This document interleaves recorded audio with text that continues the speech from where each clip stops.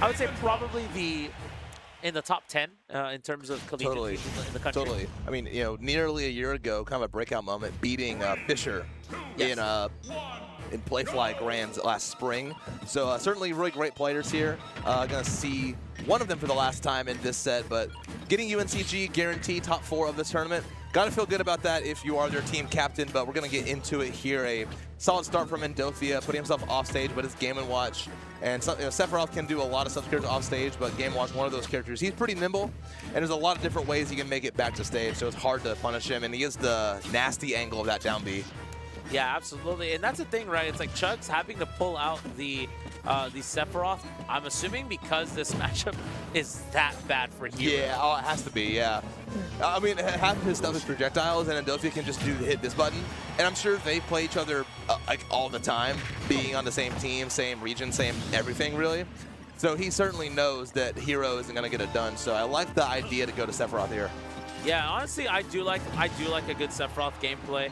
I kind of like it's kind of slow, kind of methodical, kind of spaced out as well. I definitely do enjoy watching it, but yeah, just like that, you know, Endothia understanding that while this pick on paper might be good, it is still not the character that Chugs has spent the most hours on, and Endothia knows that he has that as an advantage for sure. So yeah, a lot of factors keep in play here. Tries to parry it, ends up getting hit, but he does get an extra wing for his troubles, and that back air is gonna send Endothia to the right side blast zone, losing that first stock. Yeah, 100%. And right now, you see where Endothia is just applying a ton of pressure, trying to, trying to make sure that Chugs can't get a ton out of this wing right here. Man, it feels like Game & Watch is so small, but like can still kind of sneak in through all the hitboxes, and it makes it that much more difficult to deal with. Whoa. Going all the way down there, not a forward air, not a down air, just he has the mobility to make it back from that low, so why not just footstool him, make sure he's taken care of. Yeah, absolutely. Gets a grab for his troubles, not able to find anything, gets the F tilt, still doesn't get the kill either, so just like that, still relatively close if we can find this kill soon enough. But Endothia looking really good here, continuing the barrage right there, but the down air more than enough to get the job done. Last stock game 1 for both players. Yeah, I mean, listen, you said he wasn't made as experienced on this character as he is with Hero, obviously, but he's certainly keeping it close, proving the matchup has to be a lot better. So he's making the right call, and he's trying to put a little bit more damage on him. Down smash not going to connect. Good shield there from Chugs. Chasing off. Ooh, the counter, very smart. He has him pretty far away. Game on should make it back, but that linear recovery, that back air will catch him. One more chance to make it back to stage. Able to grab ledge, but he's still kind of playing on the back foot. That gets him. Tries to catch the air dodge a little off the mark. God, this is so scary, Oscar. This is so scary. I'm actually curious to see if we're going to get maybe like a short hop falling up air that might just kind of interrupt with the bomb. Man, Sephiroth is so light. Ridiculously light. Yeah, that is not how you want that to end. You always hate dying to a jump out of shield, a drop shield, anything like that. Especially something that comes out as often as Game & Watch's bomb, where you pretty much know that it's going to be out like a cool 30% of the match. But easy to shake off. Endothia taking game 1, but if that game 1 was any indicator, we should be in for a pretty tight set. Yeah, absolutely. I mean, it could go either way, no matter what. But yeah, obviously both players doing a really good job of consistently, just keeping up with one another. And it looks like we're just going to run it back right here at this juncture. So, don't blame you at all. Especially when like it's 2 players who have played so much as these 2 have played. Training partners, rivals, friends, just running it back to the same stage every time makes a lot of sense. Yeah, being so familiar with each other it adds a new layer to this matchup. They've pretty much optimized their game plan against each other as much as they can almost. Yeah, it becomes just another unfortunate landing there. Yeah, and I think that at this point it's more so, can you bait Game & Watch to have those unsafe landings in which you can punish them pretty consistently? I like the idea to go for the aggressive up B there, try to knock him a little too far away to make it back, or at least make it harder, but he does end up getting hit by it. Going low again. That time the up B is going to work. Should be it. Yeah. Very exploitable recovery is what Sephiroth has, that bomb. Yeah, just a little too low. And just like that, while we saw a really good start and a crazy call-out from Chugs, Endothia just able to bring it back, you know, kind of the old-fashioned way, just good old edge guards back and forth and rinse and repeating, you know, exploiting those recoveries. Very effectively, you're dead. Yeah, early, too.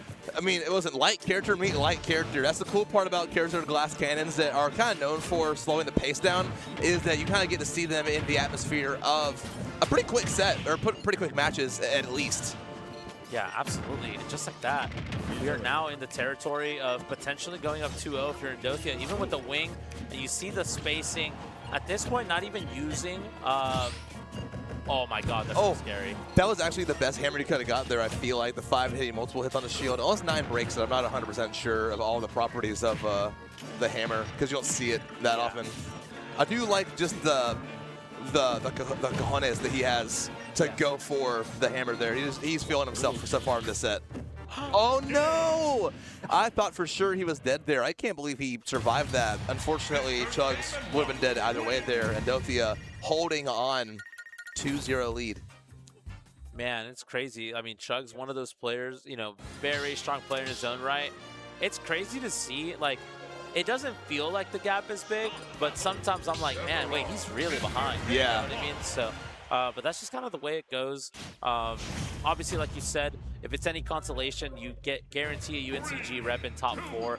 Endothia having to go up against Kurama if he ends up closing this out with the 3-zip, so can definitely make it a little bit more difficult to deal with here. It could be a really, really difficult fight as well. So, especially, you know, being from California, having all this experience with Game & Watch as well. So, very curious to see how it ends up panning out. But regardless here, Chugs having a slightly better start right now in this game, number 3.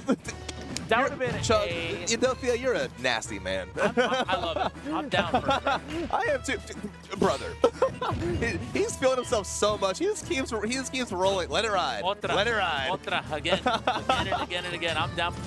That'll kill you. Absolutely, yeah. That'll definitely kill you. Yeah.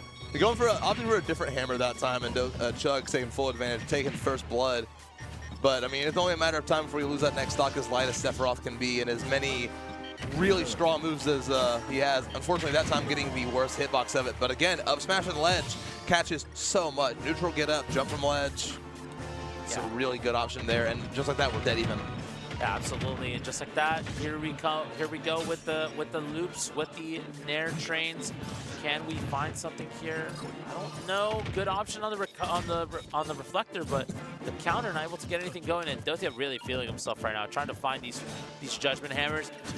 If I'm a betting man, I think we might get a 9 right here. We'll see. He probably will, but now it's like it's a success rate against how many times you've thrown it out. It's like it loses a lot of the luster of getting the 9. So it's like you hit it, but you know, the cost of like losing 2 stocks. Honestly, I feel like there's a lot more optimal things you can go for. It's like being an unethical hooper, you know. Yeah, exactly, bro. You dropped 50, but you shot 40, you know, or whatever. Yeah. Shea Gilgeous-Alexander. Go. He understands. You understand. Yeah, I get the pain. Oh, and I get Chugs' pain as well. Just sometimes you miss the R button there. Not what you want to see. And Chugs on his tournament life. And 49%, I mean, it's a lot on Game & Watch. This time, Endothia, though, going for the nairs. I feel like the idea of wanting to win in a silly way has kind of left his mind. He just wants to win the set now. You know, it's late. We want to get out of here. We're going to get there sooner if you close the set out. Yeah, absolutely. And just like that, last stock scenario right here. That shield looking really low. Trying to find yet another situation with the hammer, though. Falling there. Can we find more damage here if you're Endothia? Chugs doing a really good job of keeping up. How much more do you have left in the tank? Too low again. That's the 3rd time that's happened to him. You hate to see that if you're Chugs.